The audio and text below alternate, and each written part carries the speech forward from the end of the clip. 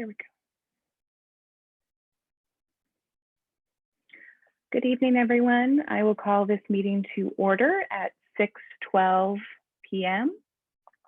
Before we get going this evening, I would like to acknowledge the land on which the UPEISU sits is the traditional and unceded territory of the Abagwa Mi'kmaq First Nations peoples. And as a community, we recognize the ever-present systemic inequities that stem directly from past wrongdoings. We commit ourselves indefinitely to respecting and reconciling this long history of injustice. We'll now move on to the agenda for this evening, and I will be screen sharing that with you folks now.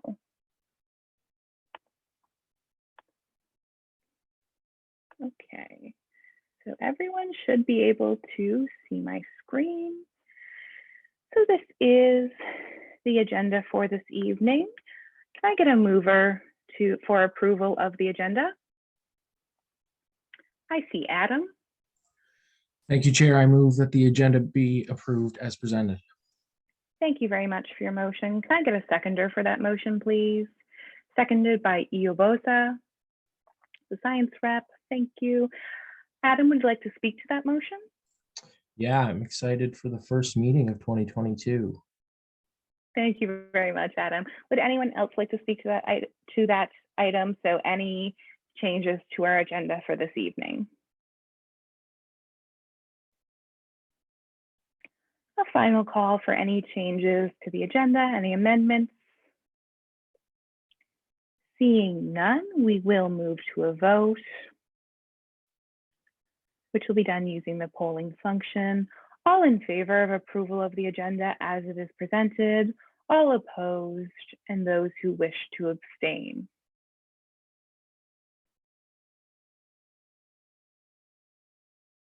I will note that if you are a non-voting member of council, please do not vote using the polling function. A final call for any votes.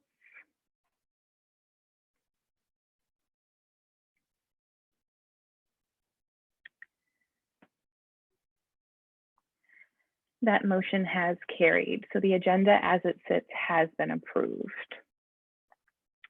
We'll now move to the next item on the agenda for this evening, which is approval of the minutes from the December 5th, 2021 council meeting. Can I get a mover for that item, please? Jennifer? I move that we approve the minutes from December 5th council meeting, 2021. Great, thank you. Great. Thank you very much for your motion, Jennifer. Can I get a seconder for that motion, please? Seconded by Maggie. Jennifer, would you like to speak to that motion? He's not here, but great job, Mateo. I will make sure it gets passed along. Thank you. Would anyone else like to speak to that motion? So any changes needed to the December 5th council minutes?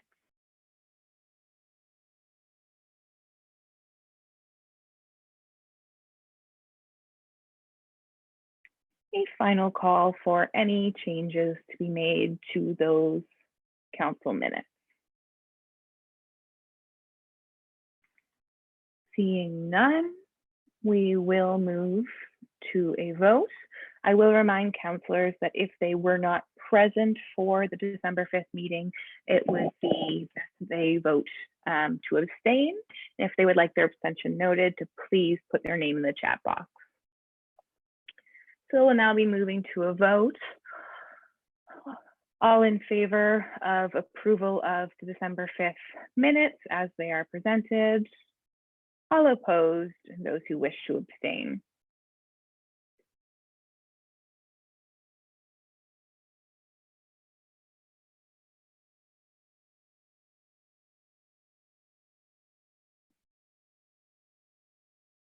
A final chance for any last minute voting. And again, if you do wish to abstain, please indicate so on the poll, but also in the chat box.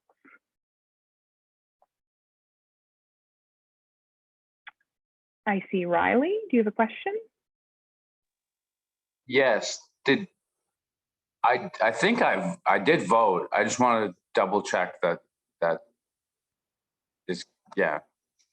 Yes, you did? were present for the December 5th meeting. I don't know, I can't see whether you voted or not, Okay, just because okay, the voting functions are anonymous on Zoom, which okay. Gotcha. isn't Hey, ideal for us, but that's all right. Right on. perfect. Okay, I'm going to go ahead and close that poll. That motion is carried, so the minutes have been approved. We'll now move to the next item on the agenda for this evening, which is the report section of the meeting. The first report will be from the president. Riley, floor is yours.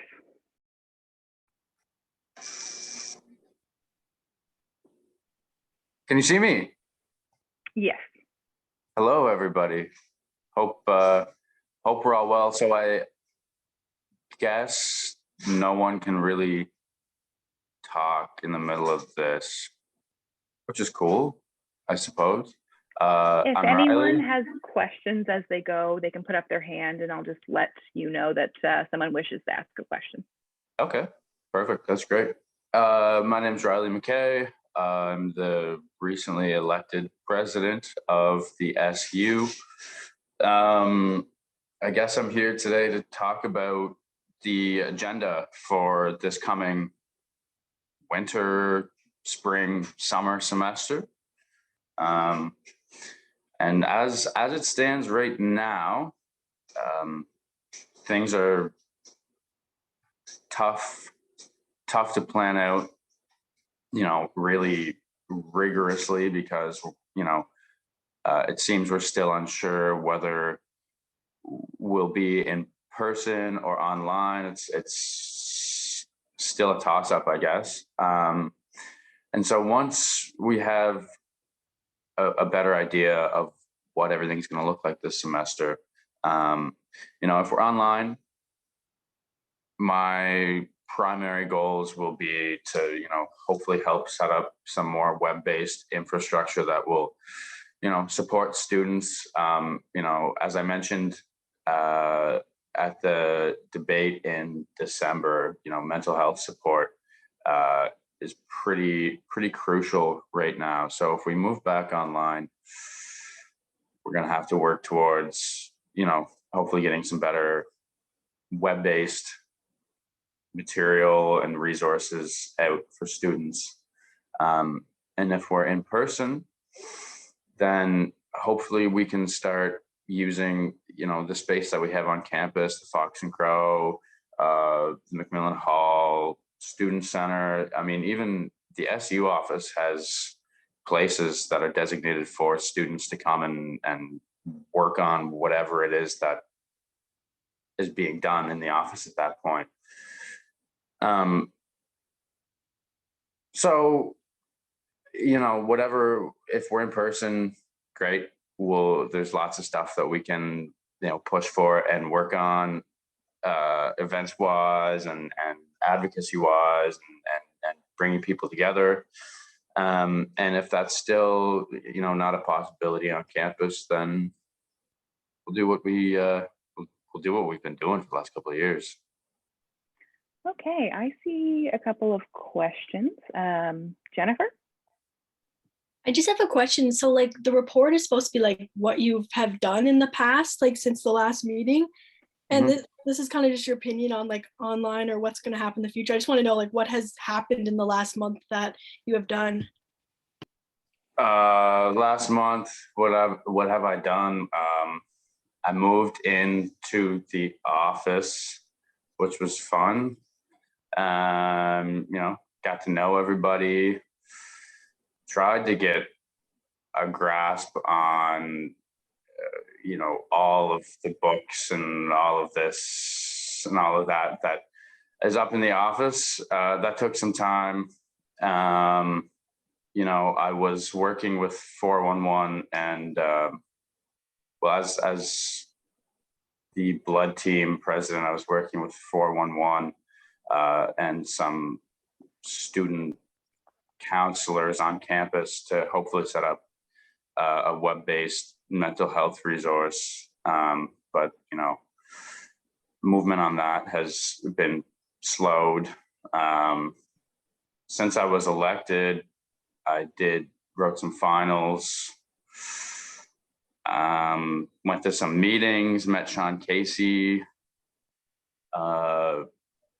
met with several professors and faculty members.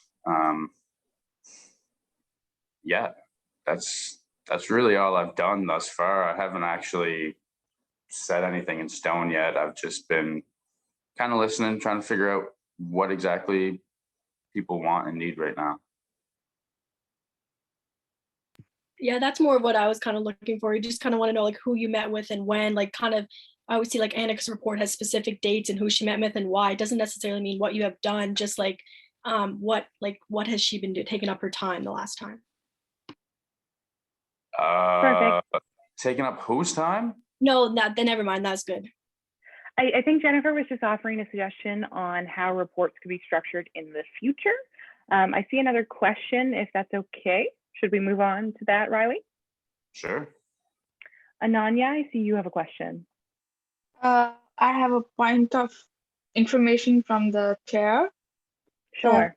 I want to ask, for reports, are they supposed to be like a copy, a physical or a copy on the laptop, like all the other reports have been till now? Yes. So technically, executives are given a deadline by which the report should be submitted. I send out an email every week prior to council and offer a reminder that reports are due by 4 p.m. on Fridays, and they're supposed to be a written report. I think there might have been a miscommunication in this instance and possibly some email access issues. Might kind of leave that to Riley. Yeah, maybe go from there. Yeah, I'll have something written for next week, certainly. Okay, perfect. Thank you very much for your report, Riley. Are there any other questions for the president at this time? I see Izzy. Hi, Riley. I was just wondering, so you were talking about how something you're looking to do if we're continuing to be online is better mental health resources. And I was just wondering, I guess, because we are online right now and we're not sure where we're going to be in February. Like, what is your plan and what have you been doing? I know you mentioned the 2-on-1 stuff, but is there anything else that you're kind of advocating right now in terms of mental health supports for students? You know, what am I advocating for right now? Stick, you know, it's just, you know, stay together, stay safe. What am I advocating for right now? I'm advocating for just general safety. You know, if students are feeling unsafe at campus, then maybe campus shouldn't open. If students feel more safe on campus, you know, maybe we should open it. What am I advocating for? I'm just trying to advocate for, you know, everyone, students mostly. You know, I'm the president of the SU. I'm mostly just pushing for students' interests. Thank you. Okay, a final call for any questions on the president's report.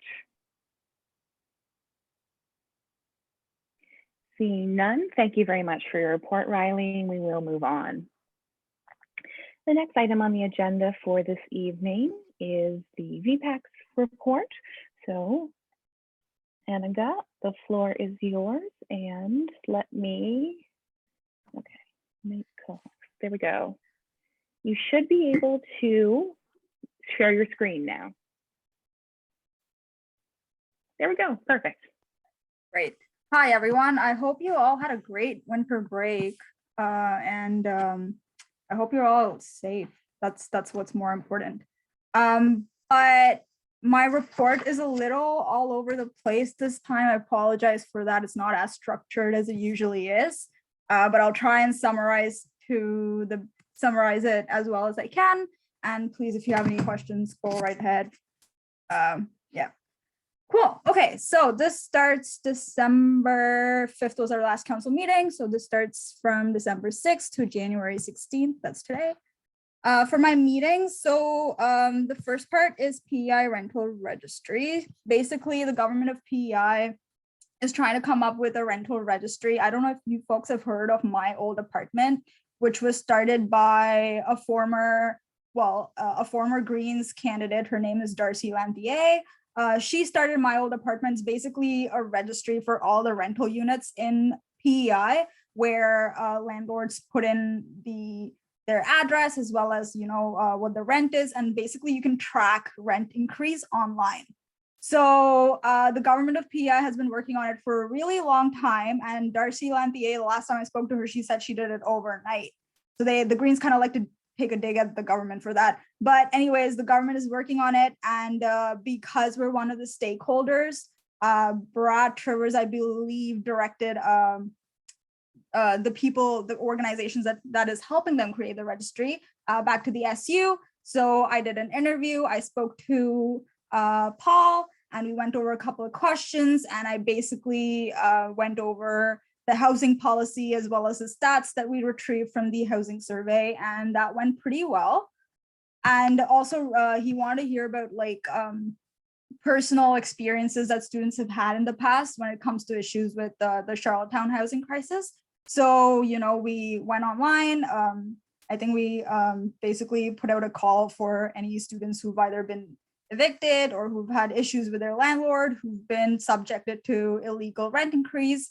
And they basically connected the government with these students so that they can get more input. After that, we met with MP Sean Casey. I met with Mr. Casey along with Riley, Lena, and Maya, our policy and research coordinator.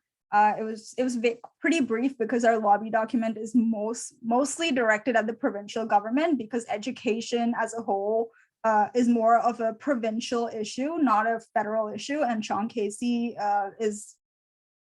he does federal politics, but we have a very good working relationship with him. We like to keep him in the loop, and he's also quite active. He's been around, the SU meets with him, and we have a good relationship with him. So we met them, spoke about the lobby document. It was a good meeting overall. Went over the UPEISU utilization report. It was mostly Candace and Lena, basically everything about the health plan and the stats. I went and I looked at it, and it looked great. Went to APCC. Again, this was December 14th, and I don't remember anything super. It was mostly just reports from various deans about their faculties and the curriculum. So there was not a lot of student issues that came up. Otherwise, I would have put it in. Kathy, who is the VP Academic and Research, wanted to meet with Riley and Nate. That was a great meeting. So yeah, we all met with Kathy. Library Council met, and then Senate met, and Jen, Maggie, and Adam, I'm sure will tell you all about that.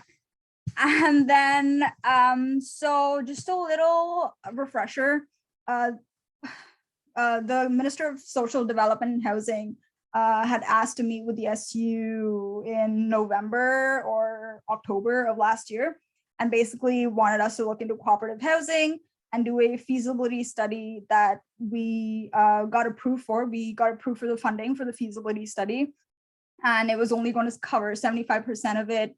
But the government said they'd cover the other 25%. However, and then I started doing more research into cooperative housing. Sweta Dabu, who used to be VPAX, was very, very interested in the whole idea of cooperative housing. So I spoke to her. I chatted with Malik, who also was VPAX, and I started setting up meetings with different organizations that could do feasibility studies for us. And then this one stuck. It was a Journey group, and I spoke to them. And they sent us a questionnaire. They seemed pretty interested. All that was seeming to work out pretty well. But then I just kind of sat down and spoke with Candace and Melissa pretty seriously, because cooperative housing, although an excellent idea right now, the UPEI Student Union, we're just such a small team. We don't have the funding available. So we're just not in a position financially or in terms of manpower to be able to take on a project that big.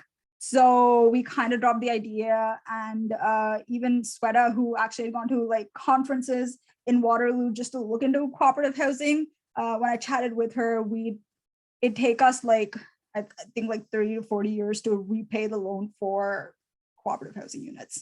So it's not, doesn't look like it's wise to go ahead with that project right now, which is why, I'm just going to sit down, write a formal letter to Minister Trivers, as well as get Riley and our general manager Melissa to sign it and send it their way. Not saying that no, we're not going to do it, but I'll just say right now we just do not have the resources to be able to take on a project that big. And another issue being that we have so much turnover, because like my term, I'm done in 3 months, and then there's going to be someone else. So it's just going to take a lot of time. And we just don't have a team big enough to be able to take on a project that big. Then I met with Corinne, who is the Indigenous advisor to the VP Academic and Research. She was recently hired. Such a sweet person.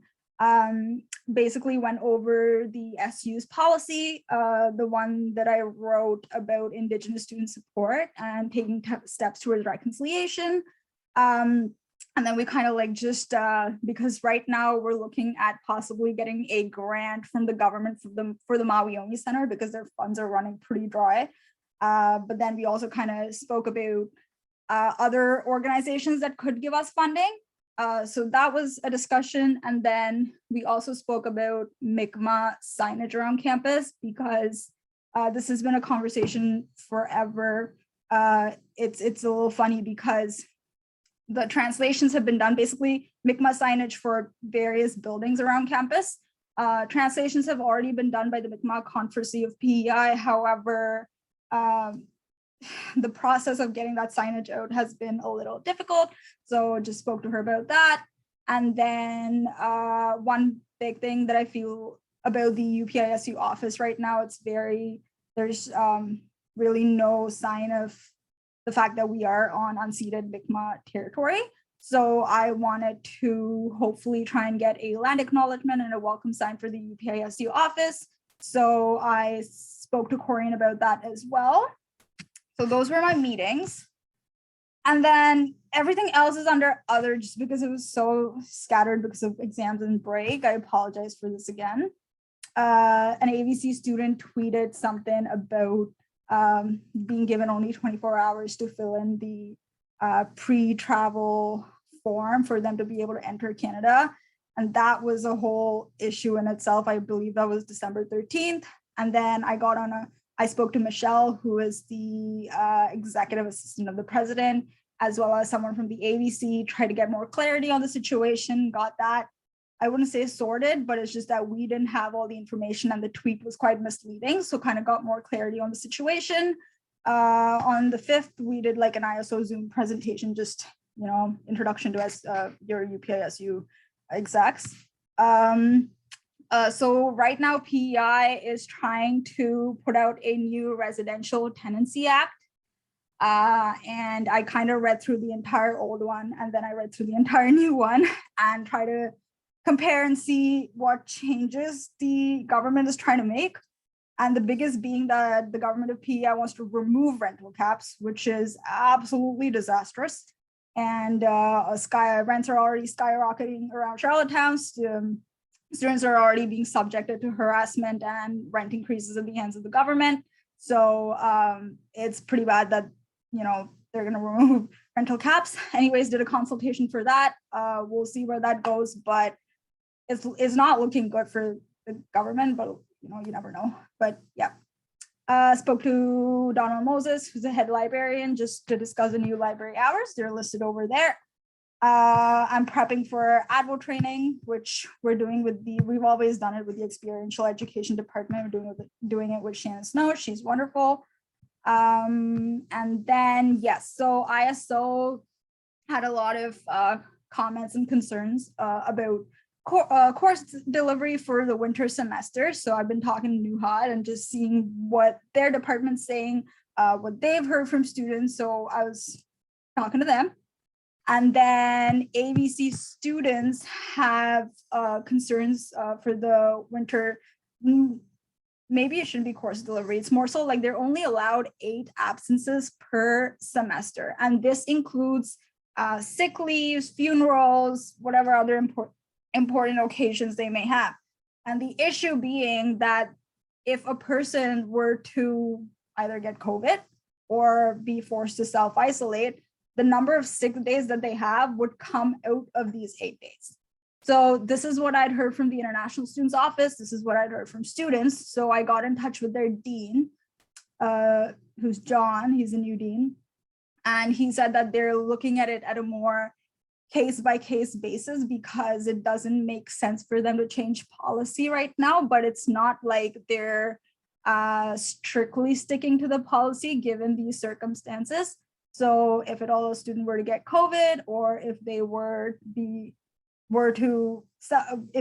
forced to self-isolate or being told to self-isolate, forced is the word, but they were being told to self-isolate, they would look at it on a case-by-case basis.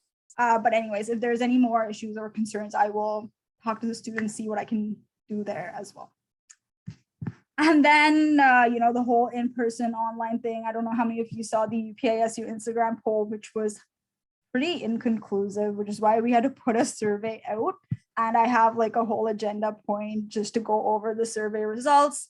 Last time I checked, we had like 2,000 something people who responded to the survey, and we have 1,000 something comments. So a lot of people answered. Then I've been talking to Ann Bartlett about the budget breakdown for funding for the Yumi Center. Like I mentioned, we most likely will be getting some kind of grant from the government for the Yumi Center. So they've just asked for a budget breakdown. So I've been talking to Ann about that. Fitness center fees is basically just there were a few students who are in the Masters of Education program, which has always been a 100% online program. And they're being forced to pay the fitness center fee. So got emails about that, reached out to Donna Sutton from Student Affairs, and she's the Dean of Education is already dealing with that, and something's being done about it. I will be following up and seeing if the fee was actually taken off their account, and if not, I will look into it as well. We are in Elections Canada stakeholders, so they wanted us to fill out a survey, which I did. And also I mostly really stressed on the fact that we didn't have vote on campus this year, which we lack student votes, we lack youth votes, and students were just generally disengaged, which I saw because of the Get Out of the Vote campaign. So yeah, spoke about that. And then I did the meet and greet that Nate started. Yes, Nate organized. That was Friday. So yeah, that's my report. Thank you very much for your report, Annika. Are there any questions for the VPACs at this time? I see Adam. Yes, thank you, Chair. Your letter to the Minister of Social Development and Housing, what exactly do you plan on saying? So I am going to sit down with the general manager and the president before I send the letter out, but it's going to be somewhere along the lines of, we sat down, looked at our finances, and looked at how much manpower we have currently, and realized that right now it's not a project we can take on. Obviously, this is just me saying it, but again, if you have any input or any feedback or anything you think you may want me to add on it, just please email me and let me know. But that's just like the general idea. I still have to sit down and actually write it. Okay, thank you. I see Redeema. I have a question related to the library timings. If I remember correctly, last semester it was like till 11 p.m., but now like it's cut short to like 5 or 6 p.m. Like, what was the reason for the exertion? It was mostly just the fact that there's not enough students on campus, and the traffic at the library is just not a lot, which is why they had to cut it down. Oh, okay. And was there like a poll done or something like that, like where students asked before making the decision, or just the library council? It was a library council decision, and it was mostly based on what the librarians who were actually at the library had seen. Okay. Okay, thank you.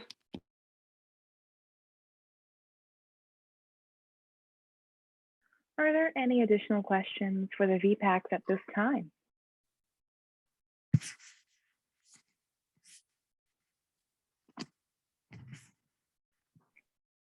Seeing none, thank you again for your report, and we will move on. Actually, I think Ananya has a question. Oh, there we go. Perfect. Ananya? Yeah, in one of the points you talked about one of the apps or the websites that the PI registry is working on. What was it called again? Is it Pei Rental Registry?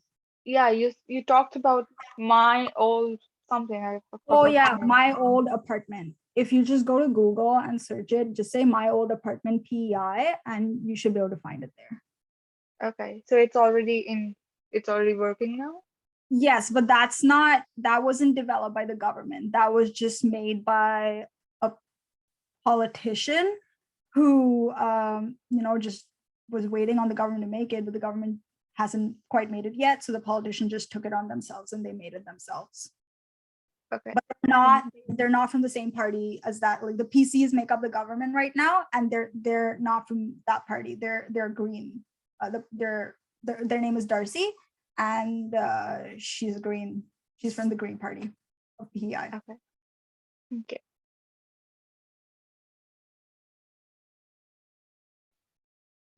A final call for any questions for the VPACs on their report.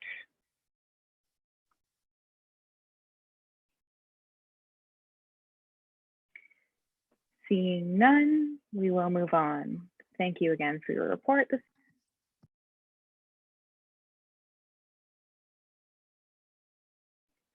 The next item on the agenda for this evening is the Vpsl's report.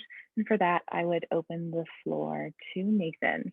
Nathan, you have the ability to screen share, so you should be able to pull up your report. Okay.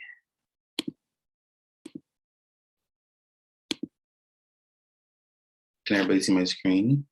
Yes, it's perfect. Thank you. Okay, great. Hope you guys had a excellent holiday. I know I did. I stayed nice and warm in the Bahamas while you guys were getting a snowstorm. But I'm back here to join you guys. This is my report for the first 2 weeks of the year, January 2nd to January 14th. So in clubs and societies, we are currently in the process of hiring a new clubs and events coordinator. We have interviews scheduled for that tomorrow, and interviewing the individuals will be Shelby, who's the administrative clerk, Lena, the VP of Finance and External, and myself. And from the pool of applicants, we picked anonymously 5 applicants for the interview. So hopefully that goes well tomorrow, and we could have a new clubs and events coordinator by the end of the week. Scheduled for tomorrow, we have a Meet Your Campus Club virtual event. This is in place of the usual winter campus clubs. One sec.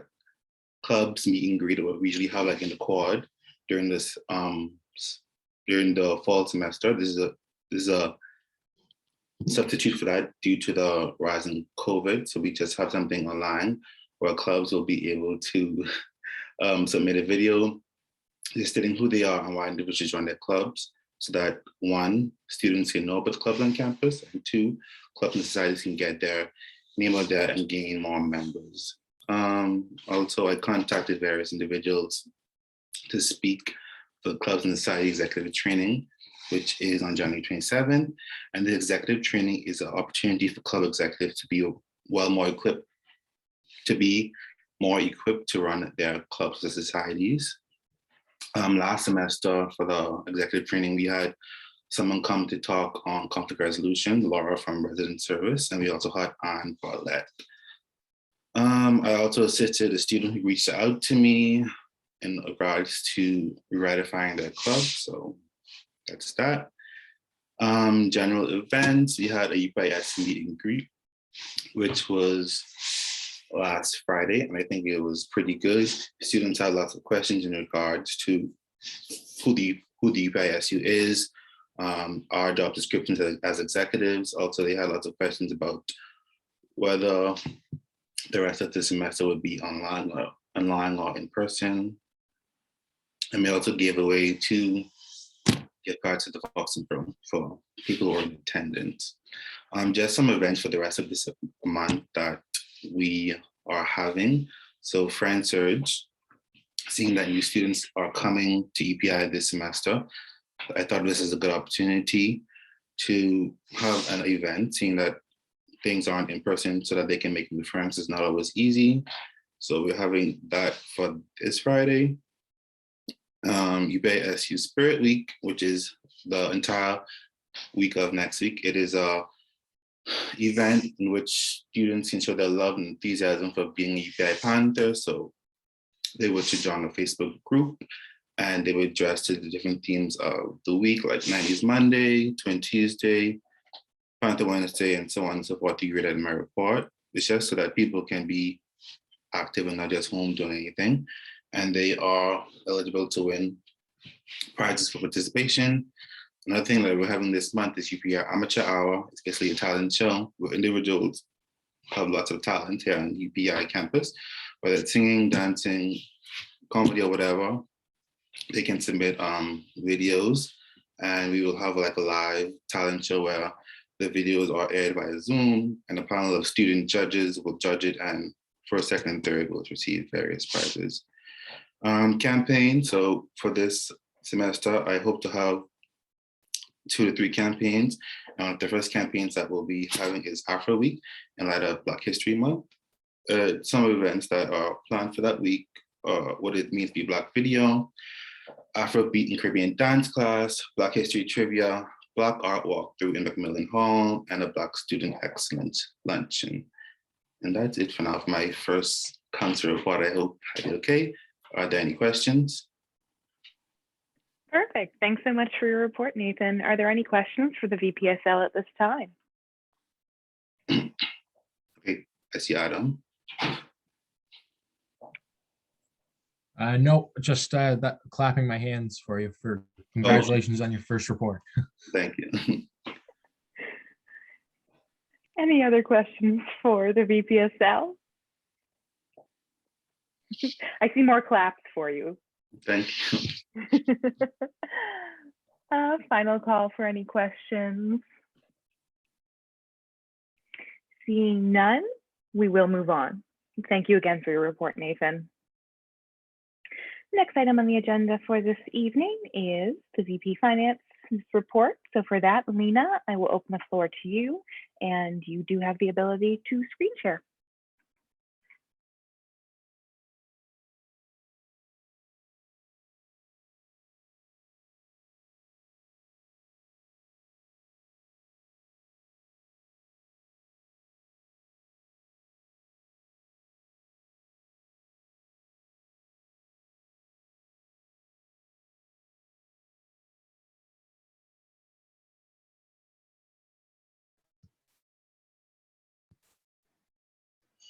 Yes. Yeah, okay. And can you, I believe I'm sharing my screen right now. I'm gonna start. Hello, everyone. Thank you for being here. I'm just gonna get started directly with my report. The very first one, meetings. I presented a session on services and resources provided by the Student Union in a collaboration with the Buddy Program. Nathan and Anaga were there. It was a very good meeting, pretty short, was very nice. And then I had another session with the International Student Office about insurance and services. There were a lot of students present, so that was pretty nice, worked out really well for, you know, just services awareness. And they had a lot of questions about both insurance and services, which was really nice because that piqued their interest. And then administration stuff, I just organized the food shelf in the storage room and stocked the food bank on numerous occasions since we got back. And then checked all the forms for services to contact students. Just, you know, reopened all the forms because I had closed them once when the office was closed. So just checking the forms, contacting students if they have if they're requested for anything. And then emergency funding, more than services, funding seems to be like, you know, what's taking more time right now, just because new students are real on campus to use the services. So, but funding, it's, you know, as per the usual, a lot of interest and time. So started reviewing a lot of applications for those, and we'll be contacting students next week. And then research, I started looking into making a personal budget template to go on our website for students to print off or use online at all times. Initially, I was going to make it a physical copy, but a lot of students, like I said, are not on campus right now. And I did want something that they could use over and over again. And, you know, it'd be more feasible to just have it on the website, on the section that they can access whenever they want to. I will look into the possibility of having some physical ones in the office if someone drops by and they want to pick up, you know, a template. That might be an option that I'll be looking into. But as of now, this will just be an option online on the website. And then for other, I just prepare an information sheet for the funding committee, just breaking down, you know, how much funds we have left for each section of, you know, funding sources, and just kind of explaining what each of them means. And then prepare a separate form for the club starter fund to go on the website as a different section. So initially, all the funding applications just went to clubs and societies funding, which made it a little bit confusing to understand when they were asking for a startup fund and when they were actually asking for funding for a specific event. So just to like make it more clear and have like proper logistics, I kind of made a separate form for the club startup fund, just for them to, you know, have way less questions, because usually for the startup fund, you don't really need to have a specific event planned. It's just if you want to request $250 to go, you know, to just get you started, you can always ask that, and usually you don't require a lot of information from them. So just have a startup fund for them. That will go on the website next week too. So just have that as different section. And then attended the executive meet and greet on Instagram that was organized by Nathan. Good job to him. That was all him.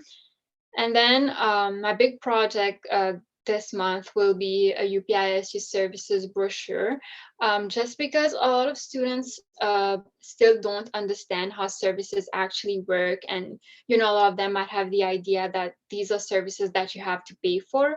So we'll just work on a brochure breaking down everything. It's not going to be just like a page, you know, listing down everything, but actually like a pamphlet breaking down everything, telling you where you should go, how it works, really like a guidebook for services. So I started working on that.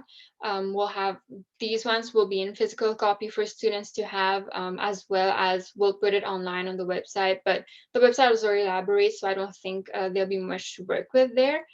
And then I don't know if you remember, but in around December, I also did the Christmas bags that we gave to students, which was in which is like kind of supplies. It falls into supplies just because it is food. So we had around 20 students apply around that time. And then everybody, all of them got a bag. We just, me and the services coordinator, Sarah, she helped me put the bags together. And it was quite easy to coordinate with the students to kind of give them the bags. And it was a good response. I feel like we could have had more students, but it's also a lot of them were not present on campus by the time that we had advertised that, because it was December. But yeah, overall, it was a good response. Everybody was pretty grateful. So that's really nice. And that's it for me. I have a few meetings here and there that I missed because I've lost track since December, but yeah, that's it for me as of now.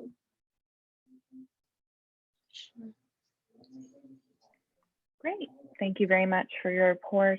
Are there any questions for the VP Finance at this time?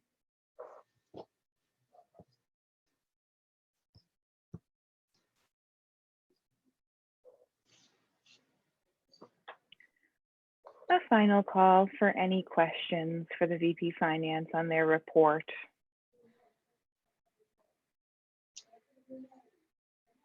I see Riley. Yes. Good job, Lena. Thank you. Any additional questions or comments for the VP Finance at this time? Thanks, Jen. What, sorry, was there someone, Lena? No. I just said thank you to Janet. Yeah. So sorry. Sorry, I might be having like slight delay on my Zoom if we're ever a little out of sync. A final call for any questions. Seeing none, we will move on. Thank you again for your report, Lena. Thank you. We'll now move to the next item on the agenda for this evening, which is the Senate report. And for that, I will open the floor to Maggie, and you do have the ability to screen share. Awesome, thank you. Hi, everybody. Okay, desktop is what I want to share. I've never done this before. Everyone can see that okay? Yes. Okay, perfect. So basically, we actually had 2 Senate meetings. Well, they were about the same thing with cases due to the Omicron variant.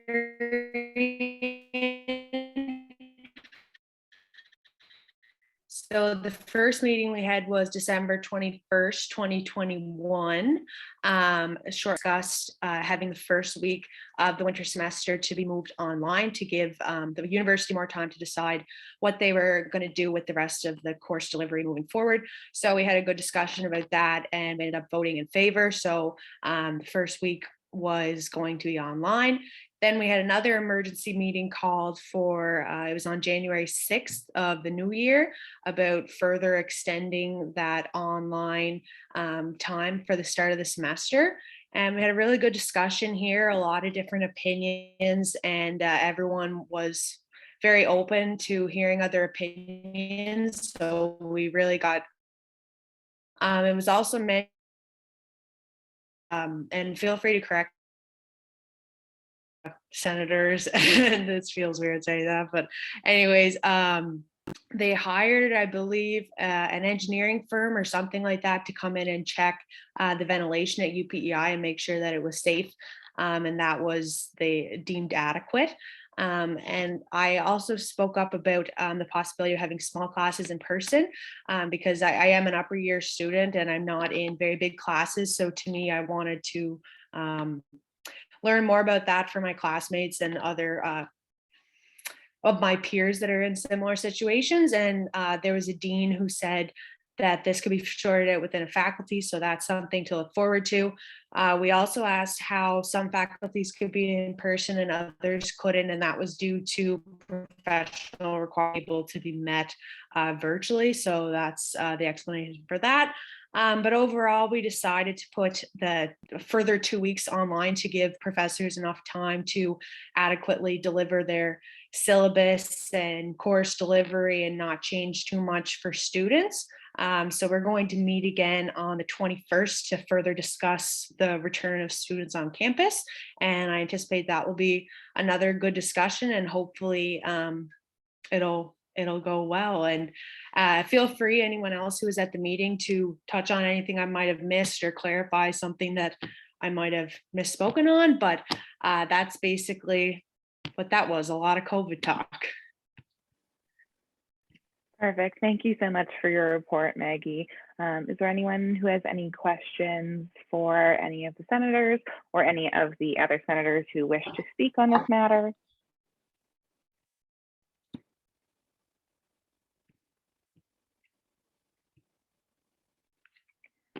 A final call for any questions.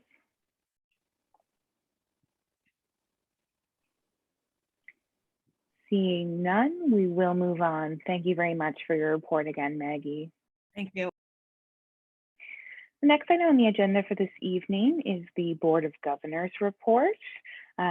Is there a Board of Governors report for this evening? I'm just not sure if they've met. Good evening. To my knowledge, the Board of Governors has not met, so I don't have any report to report. Perfect. That is what I thought it was. Thank you very much for confirming that, Tulu. No problem. We'll now move to the next point on our agenda for this evening, which is the Student Opinion Survey Review. And for that, I will open the floor to Annika, and I will give screen share permissions for that. There we go. floor is yours. Thanks, Ashley. Yeah, just quickly, I'll just give you all a summary before I show anything. We were just quite unsure of where the SU really was standing when it comes to in-person or online delivery, just because we were receiving a lot of emails. At least I received many emails from students saying that they do not feel safe to come back to campus. They don't want to go back to in-person classes, and they listed a number of reasons why. And then I also got emails from the ISO who are also saying that they have received many emails from students saying that they are not comfortable to go back in person, which is why I just wanted to get some more clarity on what students really felt, which is why we then put out the Instagram poll, because we want something quick but kind of effective, which should give us a little bit of an idea. But the Instagram poll was like 60% in online and 40% in person. And it was also only limited to the people who actually saw the story for those 24 hours, people who followed us, and people who reshared the story. So, and also the results were so close, it was pretty inconclusive. So quickly chatted with marketing and communications manager, and we decided that we'll put a survey out. So I created the survey. It was a little more detailed than just, hey, do you want online or in person? It was more so like, what faculty are you from, yada, yada, yada, which you folks will see right now. So I'm just gonna share my screen and we'll go over the survey. 1 second. Okay, so this is a survey. Can you all see it? Yes. Cool. Okay, so I'm just gonna quickly reload that so we know exactly how many people have answered it. As of right now, there's 2,119 people, students who've answered it. We sent it out to all the UPEI emails. So it's UPEI students who have answered it. The first thing was, are you currently in PEI? Which came to that. And then if you want me to slow down, please just shout, just let me know, I'll slow down. We went to year of study. So pretty well, almost everyone answered it. And then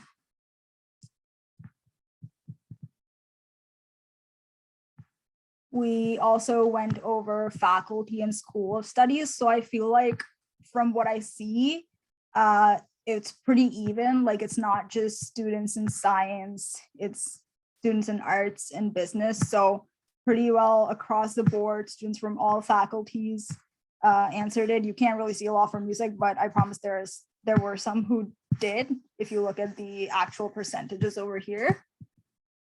So we have opinions from pretty well all faculties. And then the next one was whether they're a domestic student or an out of province student or an international student. So they were mostly domestic PEI residents.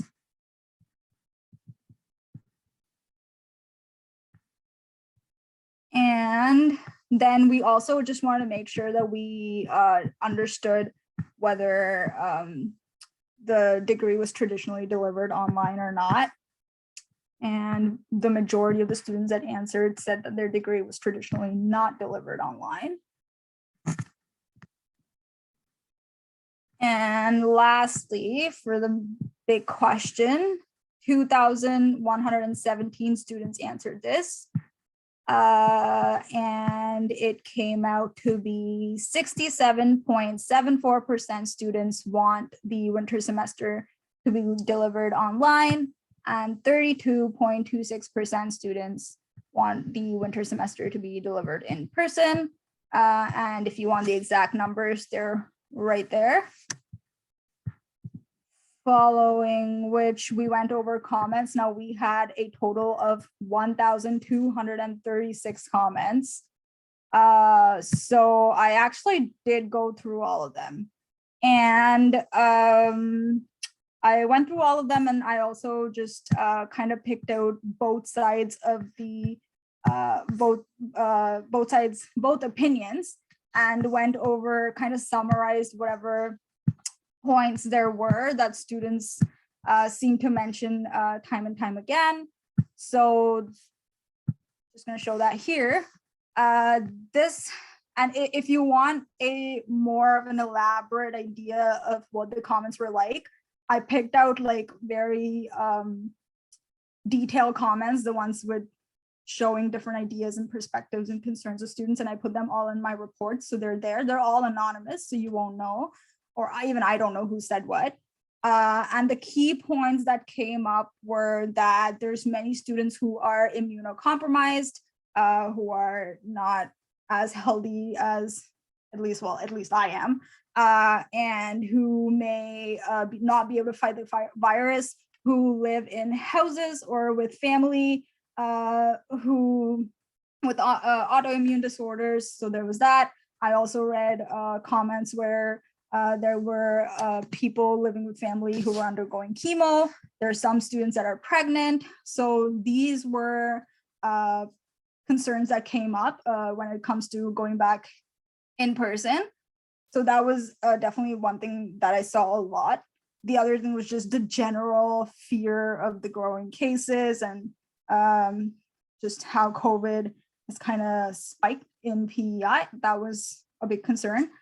And then another thing that we heard was that, sure, if we do go back in person right now, seeing how cases are increasing, the likelihood of us having to go back online is not nil. There is a strong chance that if we go back in person, we might just have to come back online.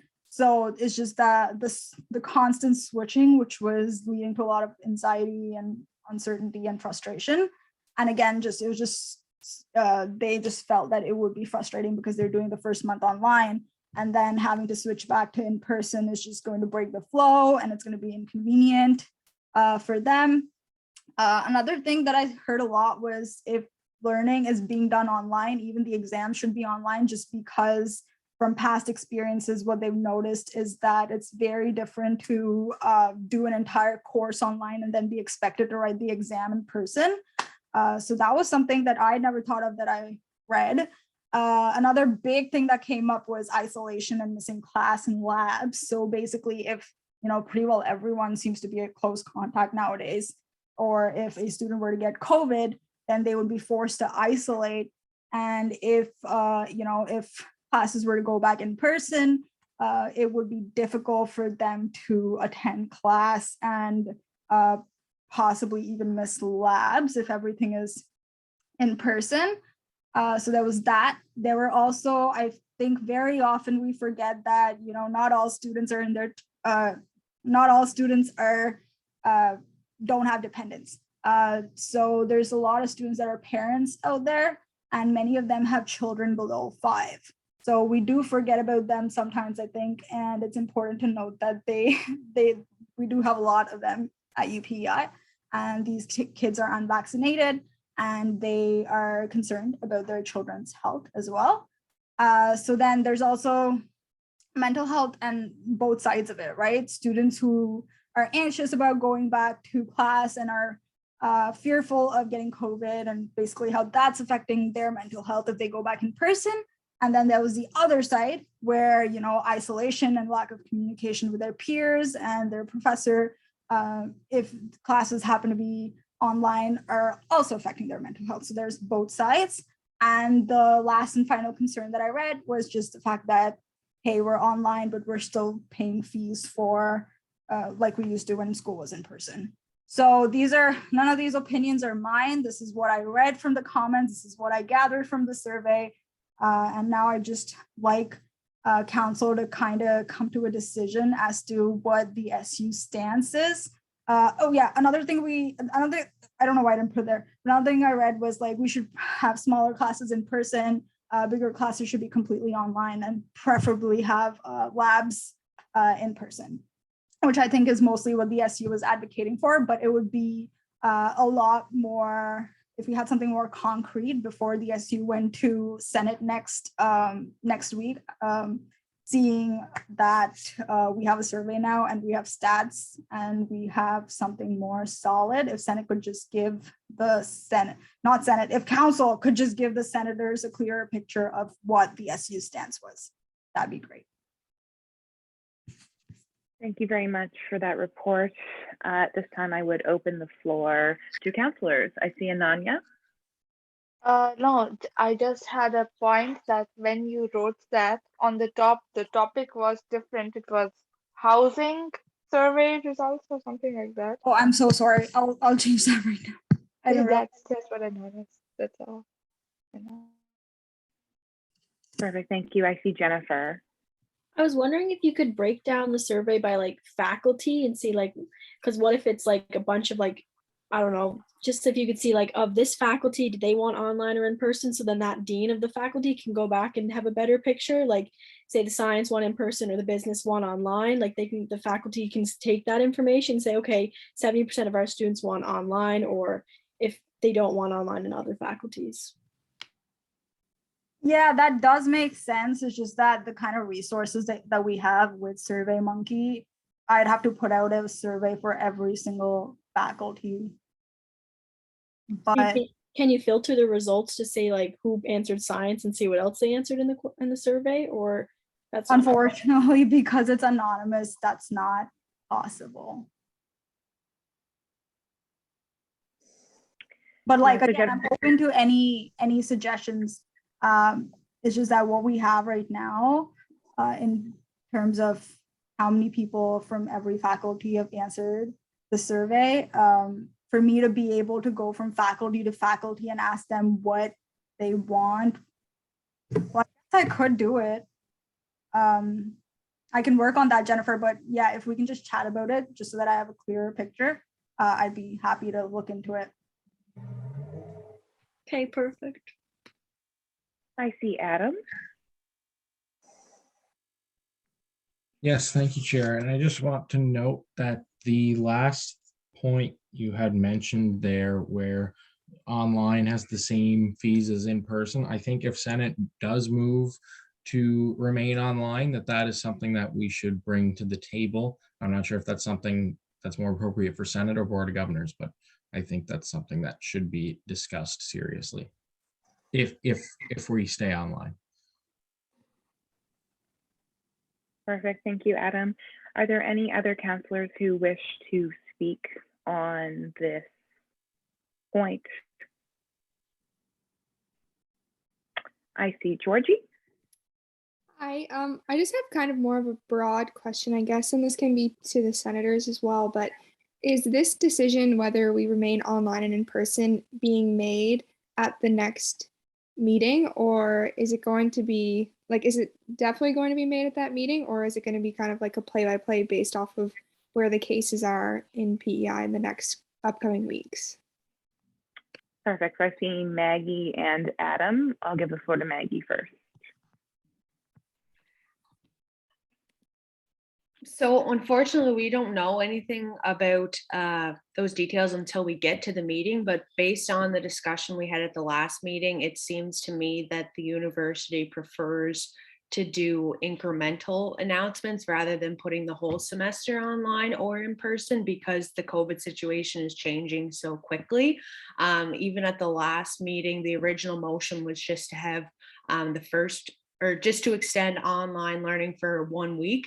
But then upon discussion, we decided to do it the 2 weeks instead of the one. But just based on how the past couple meetings have been going, I don't know if Senate would be comfortable making that definitive decision. But again, we probably won't have any of that information until we get to the meeting on Friday, but we can definitely share that information with you guys as soon as we get it. Perfect. Thank you, Maggie. Adam, did you wish to add to that?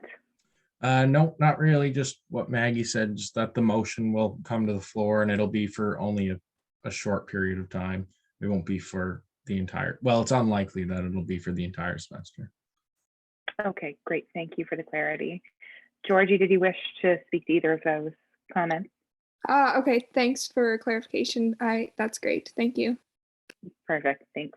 I see Annika.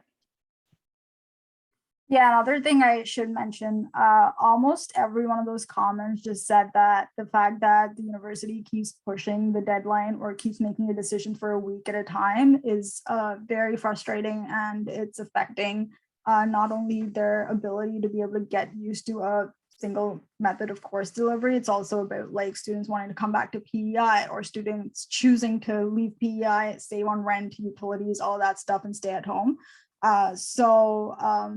Basically what students are asking for is that give us a solid decision and an answer because they really can't afford to be waiting every week for a new decision or a potentially different decision from the university.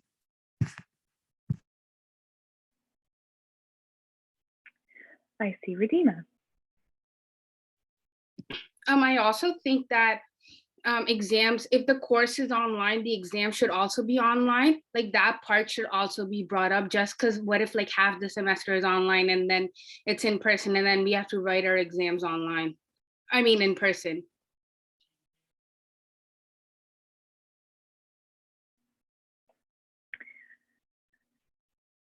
Is there anyone else who wishes to, I see Riley. Yeah. Can you hear me? Yes. Cool. Seemingly right now, as it stands with that, you know, an exam being online for an or in person for an online course or online for an in-person course. Yeah, these are all questions that are definitely, you know, trying to be handled right now. But I think the general sentiment is what you're feeling. You know, if you're registered for an online course and then you're told you have to be in school to write your test, that doesn't really make a whole lot of sense. And vice versa, if you're in a lab-based course and you do all kinds of lab work and then you're told that you're just going to do an online sim tutorial exam thing, you know, that doesn't work very well either. So these are all concerns that are being tried, or hopefully working on ironing those out right now. But once we have solid answers on that front, we can definitely let you know. But it's it's tough to pull the trigger and give people yes and no's before you know, even the government knows what the best way to handle this is. So unfortunately right now it's kind of, you know, baby steps every day, but yeah, we're getting there. We're getting there. We'll have better ideas soon, I hope. That doesn't really answer any questions, but you know, all your concerns are heard. We see the comments and hear the voices. We're just gonna push for, you know, hopefully we can make everyone happy, but that's not an easy thing to do. But we're working on it. That's all I have to say on that front. If anyone else has any questions. Thanks, Riley. I see Ananya. Yeah, and like in one of the points that Annika shared, they were saying that a lot of the students are parents and they have kids under 5, and also like, for example, like I am living at a home where we have a girl who's underage and she is not vaccinated, or she has just 1 dose. So my homestay might also be uncomfortable with sending, with the number of cases. They might be uncomfortable sending us to university because they don't want them. They have to look after their family, and there are a lot of immunocompromised people too, as it was noted.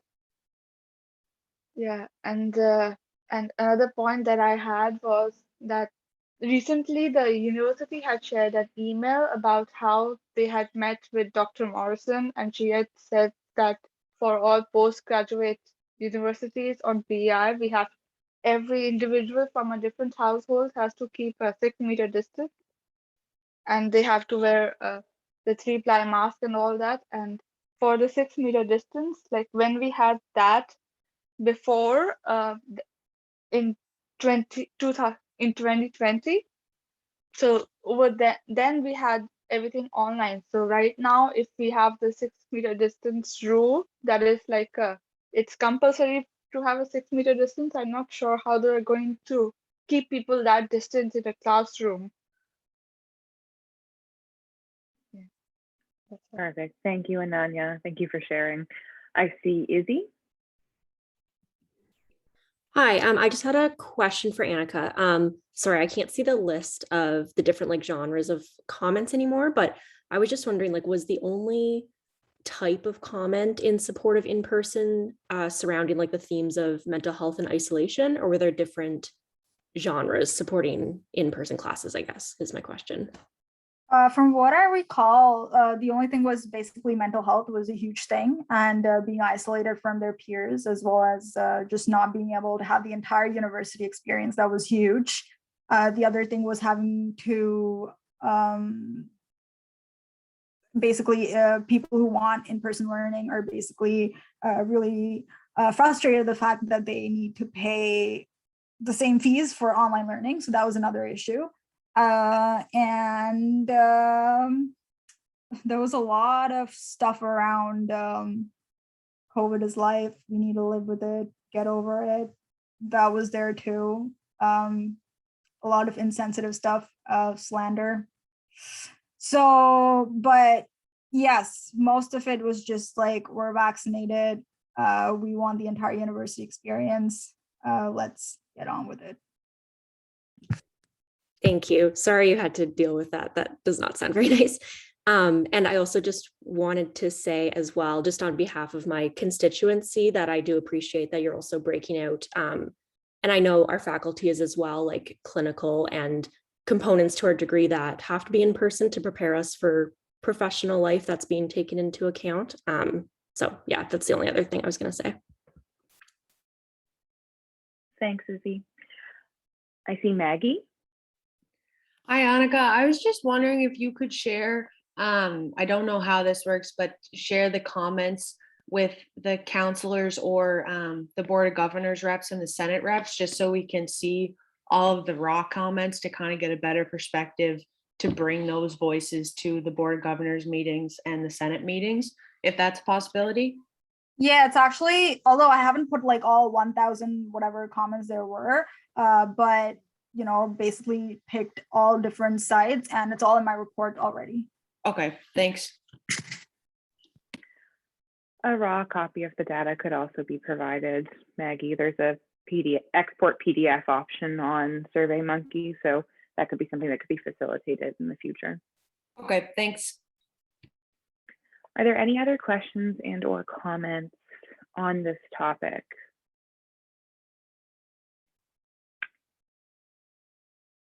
Seeing none. Annika, did you wish to move a motion on this topic, or was it just general discussion?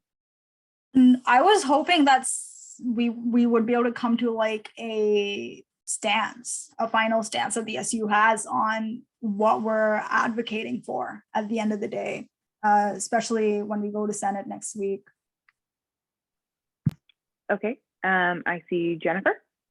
I just have a question on why we have to like pick a side. If we want to, like as a student union, we're representing all students. We shouldn't just represent the majority of the, like, because it was still 70-30 isn't that big of a difference. And I don't think you should just pick a side. Like that's just dividing us even more. Like we need to represent all the students, not just one side over the other.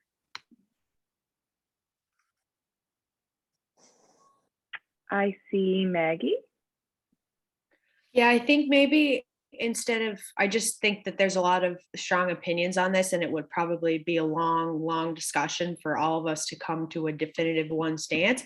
I just think it's most important for the senators and Board of Governors representatives to understand both sides of the student perspectives and make sure that we're voicing that in a, you know, non-judgmental way, just saying, we've done these surveys, we got a good turnout, this is what they said. And you know, because I know the survey and especially the Instagram poll is not necessarily a perfect measure of what everyone thinks. So I don't want to put too much emphasis on the 60-40 or the 70-30 because it's not a perfect scientific social study. But I think it is definitely the most important that we're saying what we found from these surveys, but not maybe going down a rabbit hole of trying to definitively say we want this or we want that. But yeah, I just think it would be a really long discussion, and I don't know if we would be able to reach one point definitively, but that's kind of just my 2 cents. I don't know if that made sense or not, but yeah. Thanks, Maggie. I see Georgie. Yeah, I agree with Jen and Maggie. I think that since it's changing so rapidly, it's really hard to say like what the student stance would be. Obviously, I think it's really, really important that we're getting this information and getting different points of view. But at the same time, I think, as you said, it's important that we are representative of the whole student body, and it's not a clear-cut answer of what the students want. So I think it's important to bring that forward. Perfect. Thank you, Georgie. I see Riley.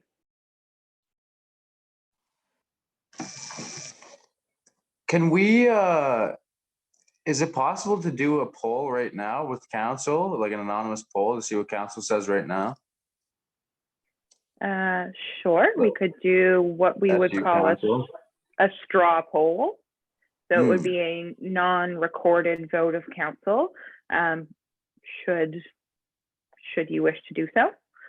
I see, Annika, did you wish to speak to that? Oh crap. After. Okay, sure. My phone is gonna die in 20 seconds. Oh god.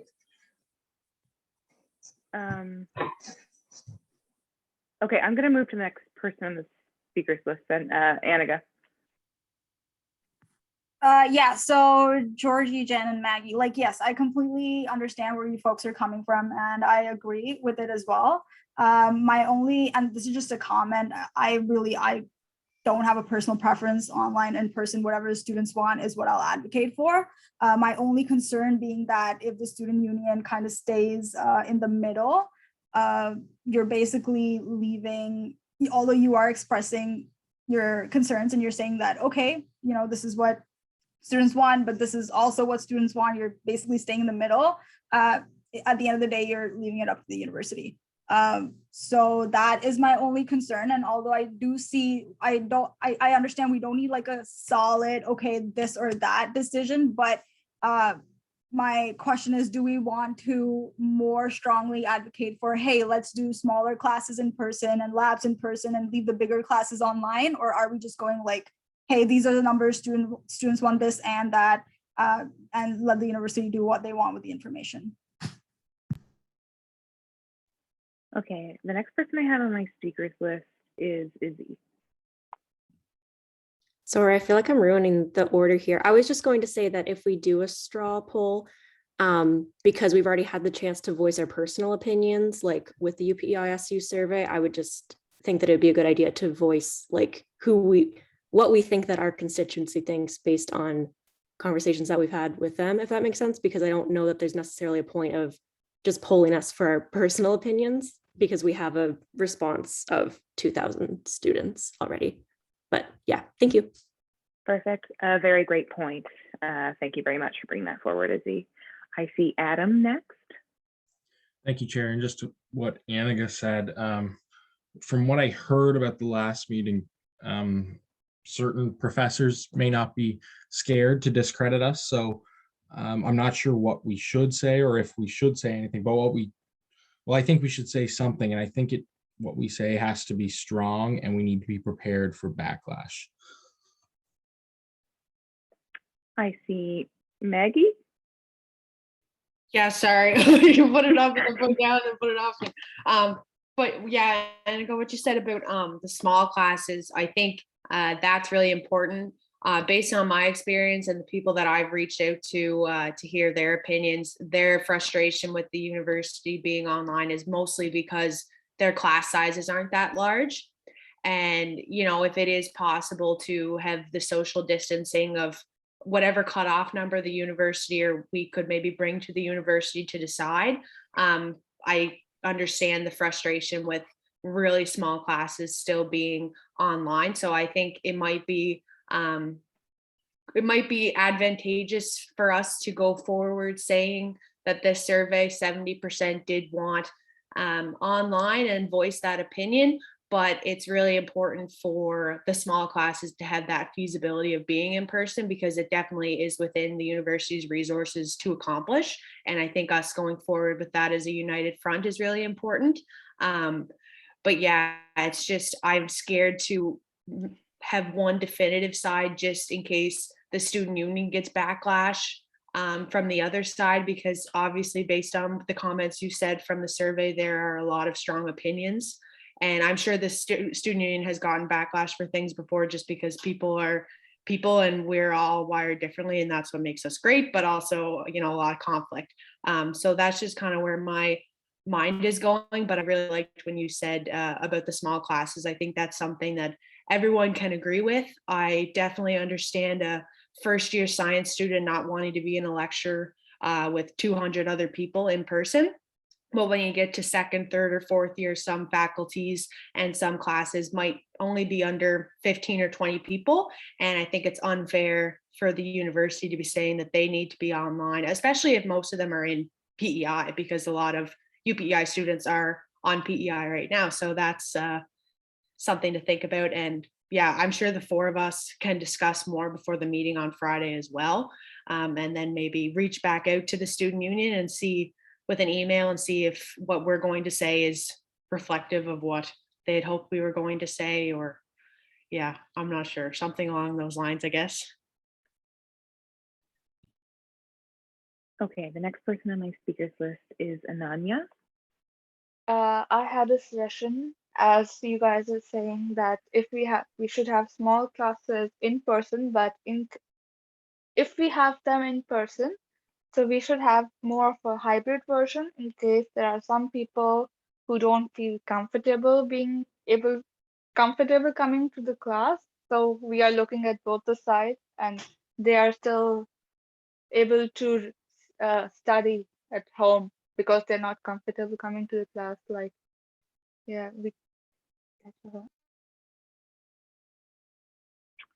Okay, the next person I have on my speakers list is Jennifer.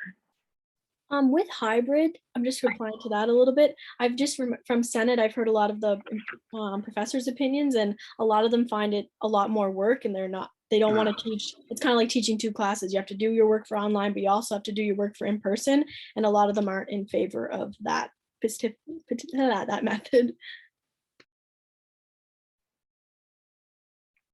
Okay, seeing that there is no one else on the speakers list.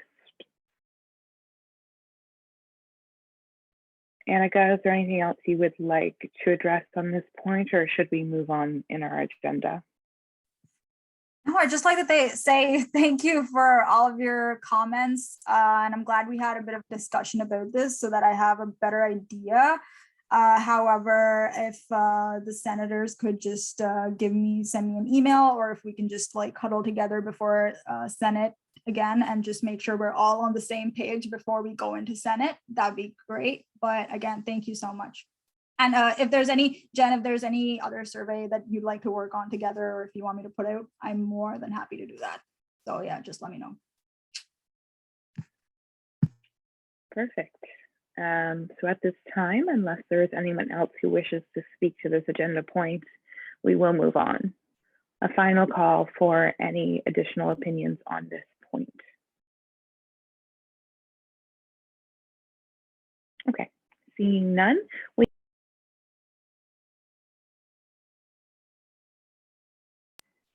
the next point on our agenda for this evening is a human resource matter for which we will be going in camera. So at this time, I am going to stop the recording. The recording will be stopped because council will be moving into an in-camera session, because we will be discussing human resources, and human resources are always discussed in camera. So at this time, I would seek a motion to move council in camera. I see Maggie. I move that we move council to in camera. Thank you very much. Can I get a seconder for that motion, please? Seconded by Yubosa. Thank you. Maggie, would you like to speak to that motion?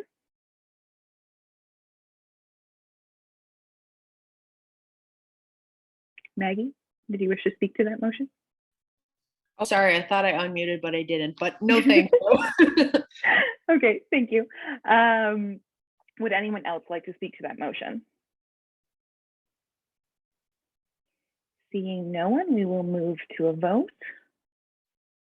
All in favor of moving council into camera, meaning an in-private session of council. All opposed, and those who wish to abstain.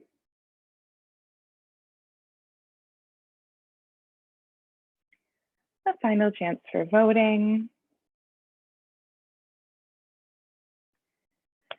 That motion has carried. I will now be pausing the recording and it will be resumed once council leaves the in-camera session. We are resuming the recording to allow for We are now officially out of camera. Sorry, folks. I had forgotten to actually do the voting prior to moving out of camera. At this point, 3 hours of this meeting has elapsed, so I would be willing to entertain a motion to extend the meeting. I see Jennifer. I make a motion to extend the meeting. Thank you very much for your motion, Jennifer. Can I get a seconder for that motion, please? Seconded by Yubosa. Thank you. Jennifer, did you wish to speak to that motion? No, let's just keep her going. Okay, thank you very much. Would anyone else like to speak to that motion? Seeing no one, we will move to a vote. All in favor of extending the meeting for 30 minutes, which would mean we would be going until 9:44. All opposed, any abstentions?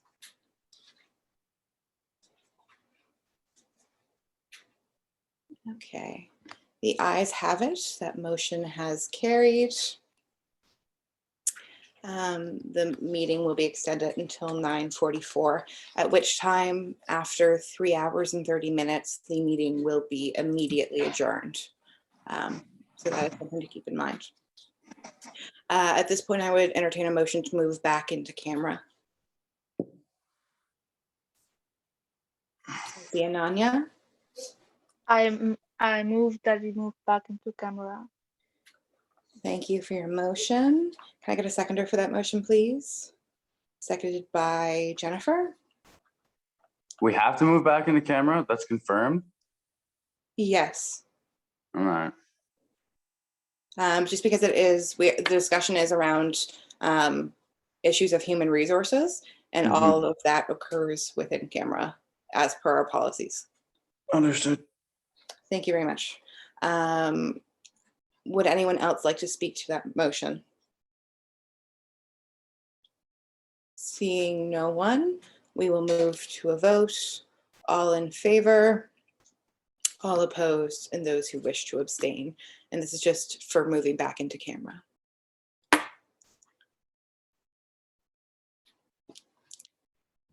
That motion has carried. I will now be stopping the recording because we will be moving back into camera. I have resumed the meeting as we have moved out of camera. At this time, I would open the floor to a counselor to move a motion. I see Maggie.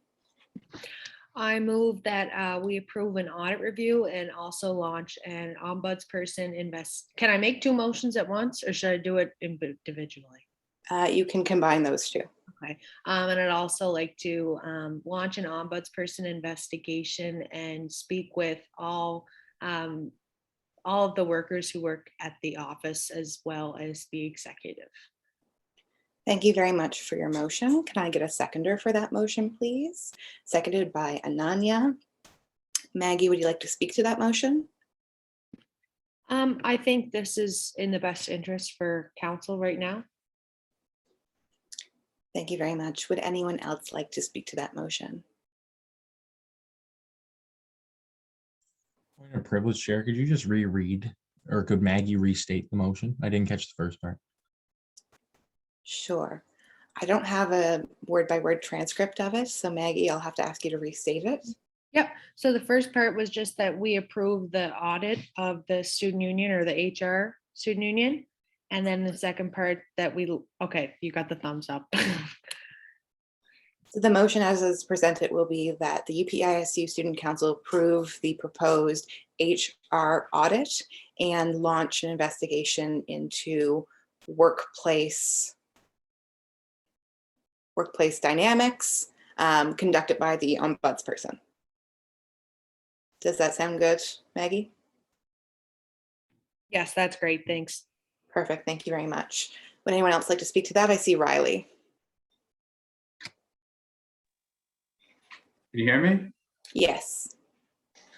Yeah, I want to apologize for any confusion or mistrust or disillusion or whatever that I have been part of. My intentions have never been malicious, ever. And everyone on council, everyone in this meeting right now are all, excruciatingly hardworking people. And, no one deserves to be necessarily torn apart or ostracized or alienated for things that they can't necessarily control. And that's all I have to say on that. Thank you guys. It's been a hell of a meeting. Welcome to 2022. Holy cow. Thanks. I see a Yumi. Hi. So I just have a question. So when would this would council like this investigation to be done? Would it be for next council meeting, I guess? That's a great point. Generally, it would be up to the ombudsperson to determine a reasonable timeline. So it's hard for council to give you a timeline. It would be at your discretion. Okay, thank you. Thank you, Ayumakin. Anyone else like to speak to this motion? Seeing no one, we will move to a vote.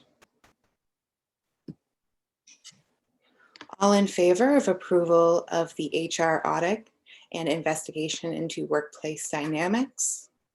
All opposed? Those who wish to abstain? That motion has carried.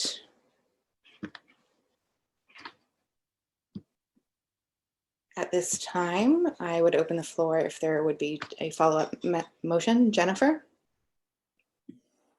I would like to make a motion to impeach President Riley McKay. Thank you very much for your motion. Can I get a seconder for that motion, please? Seconded by Emmanuel. Jennifer, do you wish to speak to that motion? No, I think we already heard everything from all parties and we only have about 4 minutes left, so that's all. Thank you. Would anyone else like to speak to this motion? I see Adam.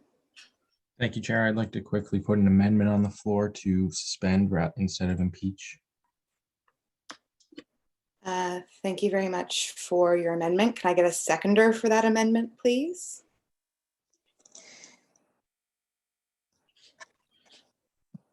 Seconded by Nathan. Adam, did you wish to speak to that amendment? In the interest of time, no, thank you, Chair. Thank you very much. Would anyone like to speak to that amendment? I see Jennifer and Nathan's hands up. Jennifer, do you wish to speak to that amendment?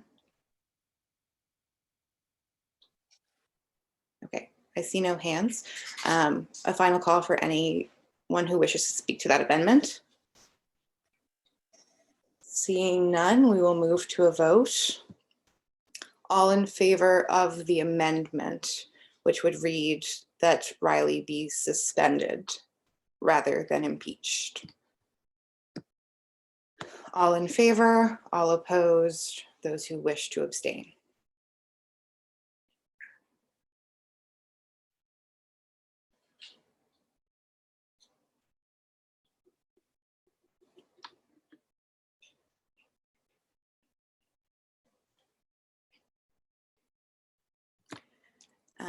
That motion has failed, so that amendment has failed.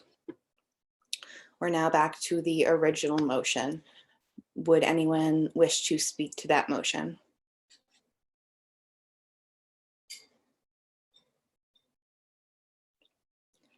Seeing no one, we will move to a vote. Oh, I see Annika. Sorry, Ashley, that was a little late. Well, when I'm speaking the motion, I'm not speaking in favor of it, right? I just want to make a comment. Yep. Yeah, I think making any changes within the exec right now, seeing that, you know, we've been in the office, we've seen how the team actually works together, would be exceptionally detrimental to the working of the student union. Riley and Nate are only just getting their stuff going. They're getting used to the organization. I understand Riley has possibly done things that have upset counselors and could be detrimental to the SU. However, he has said that he will improve and you know, move in the right direction, move in the direction that council wants him to move in. Seeing where we're at with the SU, seeing that we've only got 3.5 months left, the exec, if it would really destabilize any progress that we've made if we lose another exec in this year again.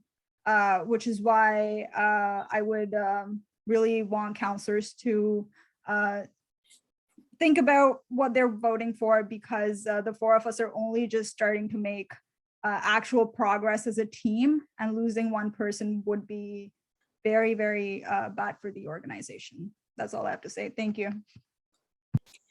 As it has reached 9:44 p.m., I need to now take a vote on this matter. And after the vote has been completed, the council meeting will be immediately adjourned.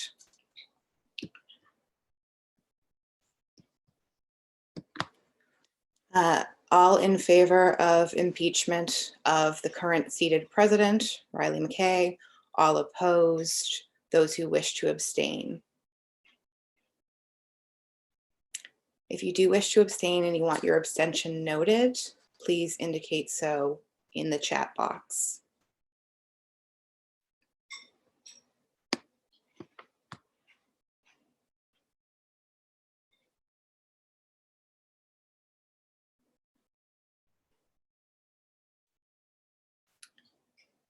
A final chance for final voting.